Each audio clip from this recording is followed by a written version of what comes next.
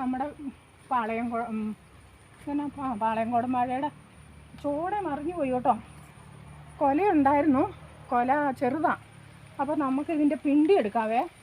എന്തായാലും മറിഞ്ഞ് കൊല കിട്ടത്തില്ല. അപ്പോൾ പിണ്ടി കൊണ്ടുപോയി കറി വെക്കാം കേട്ടോ. ഇതിവിടെ കിടന്നിട്ട് കാര്യമില്ല. നമുക്ക് ആവശ്യപ്പെടുമ്പോൾ സാധനം കിട്ടില്ല. നമുക്ക് കിട്ടുമ്പോൾ നമ്മൾ ഉപയോഗിക്കണം. മഴയാ, പെരുന്നിരങ്ങുന്ന മഴയായിരുന്നു. ഒരു പണിയും നടക്കും.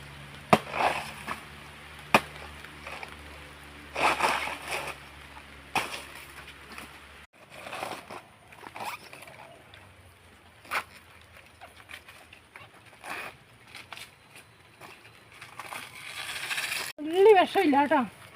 നമ്മൾ ഇങ്ങനത്തെ സാധനമൊക്കെ നമ്മൾ കളയരുത്.